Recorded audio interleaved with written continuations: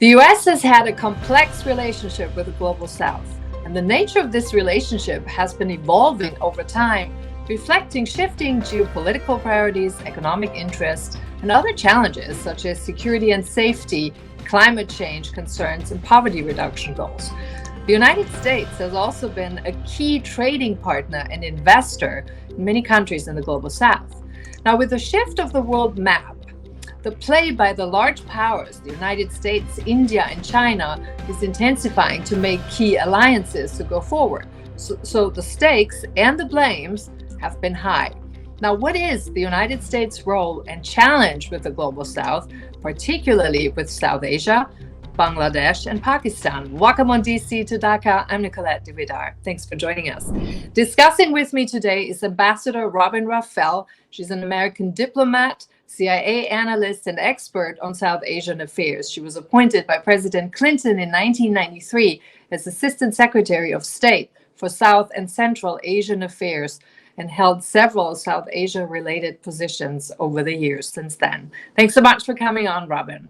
Yeah, and the question is, to what degree should we get involved, and where? Has our policy right now with the Global South, actually, since you were in office to now, have you seen remarkable changes in terms of how those have changed over the decades? Well, I think, the Global South, and again, I use that in quotes, has come into its own over the last 20 years. I mean, there's no doubt about that. Incomes have risen, and as we all realize with the internet and social media and so on, it's hard to hide anything.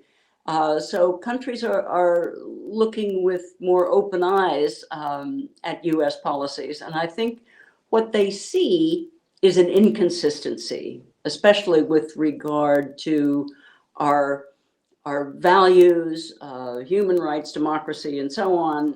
Some countries we lecture about these issues, other countries we don't.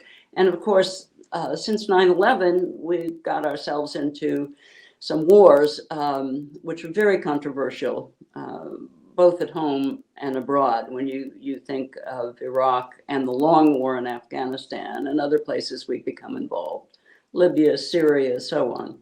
Mm. These actions seem inconsistent with our values from the outside looking in, and from the inside looking in to a degree as well. I was going to ask you, so how do we actually decide when are we going to lecture someone and when do we basically look away? Well, I think,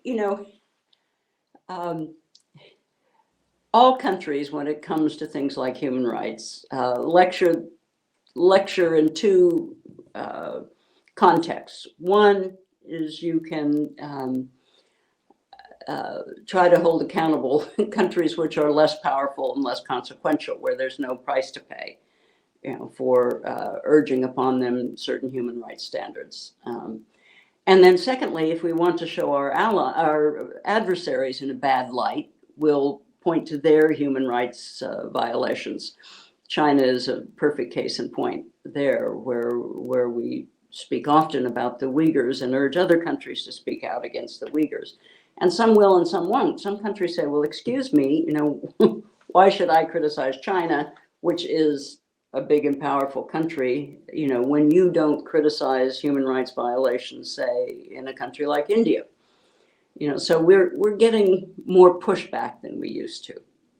Yeah, and the calls for hypocrisy are getting louder and louder. So the question really comes up.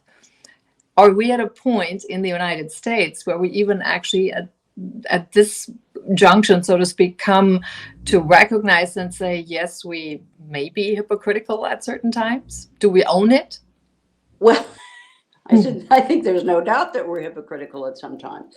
But I think what we need to do about that is recognize, and I really do believe this, that many countries, I'm generalizing here, but many countries want us to live up to those values because they aspire to them as well. Individual rights, human dignity, equal opportunity for women, so on and so forth. And it's when we don't live up to them, these values, that it's unsettling. It's unsettling for others.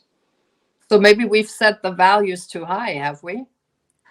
I don't think we've set the values too high in the sense that they are aspirational. And this is, again, I come back to the Universal Declaration of Human Rights. When everybody signed on to that, nobody actually lived up to the standards in that document. So it was aspirational, and it was what countries agreed we should all aspire to. So I think the US is still in an aspirational position, but to be fair, in a lot stronger position than many countries. Yeah. So where do you think we struggle most in terms of living up to those high standards and values that, as you framed it so nicely, we're aspiring to? What are our biggest obstacles? Where do you see our biggest struggles, actually? Well, it's a question of our national security interests. That's what gets in the way of adhering to the letter of our aspirational human rights values. You know, we set off in Afghanistan, for example, to protect our national security, you know, after 9/11. And we went in, we got rid of the Taliban regime, which was harboring Osama bin Laden and Al-Qaeda. But then we kind of stayed and stayed and stayed and lost our way. Lost our way. And as a result, you know, a lot of people got killed. And at the end of the day, we were pretty much back to where we started. And I think, you know, in the current controversy over Gaza, we believe Israel's national security is very closely tied to ours. So we're supporting Israel. But more and more you hear, even from US officials, that, you know, they need to pay much more attention to protecting civilians. And much of the world, again, look at the vote in the UN General Assembly, really is appalled by what's happening in Gaza and doesn't see that it is a legitimate response at this point to the horrible attack on Israel on October 7th. Now, Bangladesh and the United States go through a particular hard time at this moment, or strenuous time at this moment, as they have elections coming up in January. And there have been a lot of accusations that the United States would meddle in the election, etc. Now, my first question is, so it seems that we're doing more with Bangladesh than we did in Pakistan, for example, when Imran Khan was ousted. Why is that the case? Well, I think, again, it's a case where, rightly or wrongly, and you know, there's a strong argument to say wrongly, that Bangladesh isn't as consequential for the United States in a security sense. And, you know, it is very fair to say that the government has been very repressive with the opposition. And I think very few people expect this is going to be a totally free and fair election, which is, you know, one of the values that we aspire to for ourselves and everyone else. So I think we got into a pattern of criticizing them, restricting visas for certain people that were directly involved in oppressive actions and so on and so forth. So I think it was more because we felt we could than a desire to be consistent across the board.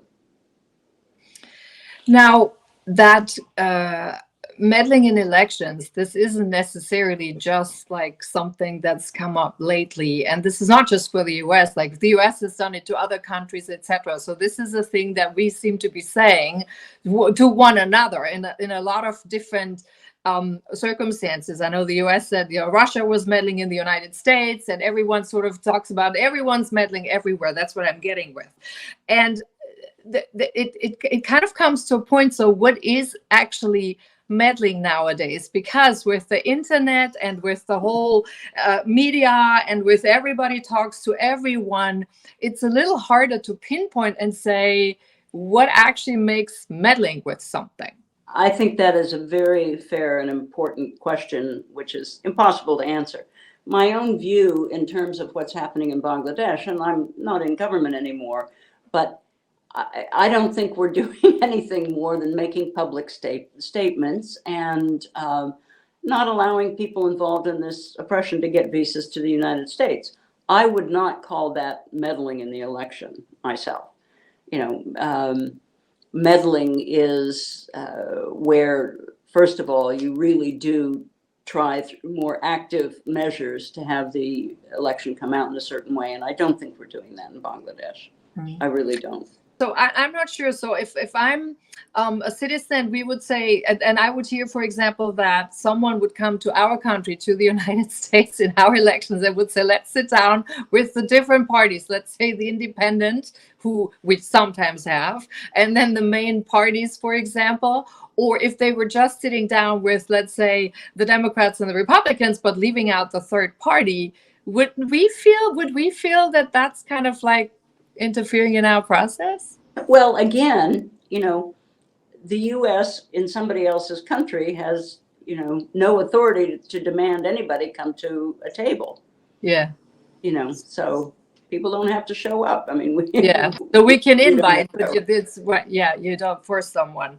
Yeah. If the current prime minister wins the election, we'll work with her.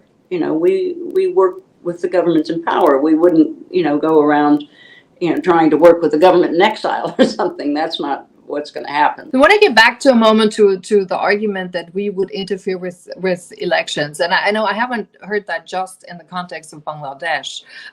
You hear that from other countries now too, even in Europe. Actually, you hear that America is overstepping its line. We heard it with Nord Stream 2, with the gas pipeline that was blown up and things like that. So there's a big distrust factor among the people, the citizens, and then also more and more these talks are getting louder. What does that mean for us, the United States, in terms of how do we handle this at this point from your perspective? Where should we go? Should we withdraw? Where are we on this one? Yeah. Okay, well, first of all, I think in the last, 30, 40 years, we've been much less inclined to actually interfere in somebody's election, since the end of the Cold War, because we wanted to shore up a pro-Western, group of countries. We wanted people to be on our side. So I think there was some direct interfering now and again in elections. I think after the end of the Cold War, that wasn't so much our modus operandi. And I think what people are really complaining about is our speaking out, and being critical of countries who don't side with us on some of these, very fraught and controversial issues like Afghanistan, Iraq, Ukraine, and now Gaza. I want to ask your input on another point. When we usually speak nowadays about nations and we say we decided to step in and do something, or we decided to not get involved in something before, and I think in the 80s and in the 90s, maybe even the first decade, the first 5 years of 2000 or so, I think we was a little bit more coherent, meaning we had more of a unified something. That's at least how it feels. I feel nowadays when we speak about we, because you have so many fractured voices and more opportunities to get different voices out and so on, who really is we today? Can we say that, or is it really more dispersed, ad hoc, so to speak, depending on personal subjectivity to a certain thing? Well, I think when we speak of we, we're speaking of, if you if you look at something specific like the war in Iraq, there was a fairly large coalition that agreed to go along with that. That was the we there. Certainly after 9/11, the we was rather broad. You know, the U.S. had enormous support after 9/11 because of those attacks. So I think more now when you hear U.S. politicians say we, they mean the U.S. They mean America. You know? We're getting here towards the end. So coming back to South Asia, where do you see South Asia's role, particularly smaller countries like Bangladesh, for example, on the world map in the future going forward? Where do you see their impact, their specifics? You know, I've always argued, because I've been involved with South Asia for many, many years, that it is an important part of the world that was ignored for too long by the U.S. and others. You know, it was all the way on the other side of the globe and so on and so forth. But it's like, you know, a quarter of the world's population, and, you know, countries like India, huge, innovative. Pakistan is fraught, but it also has a large population, a large army and nuclear weapons, and very innovative people who, you know, manage to make their way despite constraints on the economy and so on and so forth. So it's an important part of the world. It's an important market. It's an important location. So I think the U.S., you know, and I've always argued this, you know, needs to pay a bit more attention in a bit more disciplined way with South Asia. What do you mean with a bit more disciplined? Well, I mean, you know, sort of being more attention to detail and, you know, not glossing over things and so on and so forth. And in that sense, you know, I would say also in the case of Bangladesh, Bangladesh is not a small country, and it's, you know, been growing economically, you know, certainly better than Pakistan and other countries in the region. It's diversifying, you know, it's not a inconsequential country. Exactly. Any words on what would our homework be on the U.S. side in terms of building these more even-handed, better relationships going forward? Well, you know, the truth of it is, we need to expand our bandwidth in terms of our diplomatic tool. You know, I think you have many State Department people say this. You look at the military budget; it's huge. It's, you know, they dominate, and I'm not saying they shouldn't have a big budget and all the rest of it, but we need to make sure that our diplomatic capacity keeps up with that. And, you know, right now you've got Pakistan, you've got Bangladesh, you've got India, and it's not that we don't have embassies there and so on and so forth. But here in Washington, I'm not sure that we spend as much time, you know, critically going over our own policy approaches as we should. I think sometimes because there are so many other pressing issues on the world agenda that we aren't as refined as we should be in terms of cultivating the best possible relationship with each individual South Asian country. Well, thank you very much for coming on, Robin. Great to have you and sharing your insights with us. Okay, thank you very much. It was my pleasure. Thank you very much. Bye. Bye.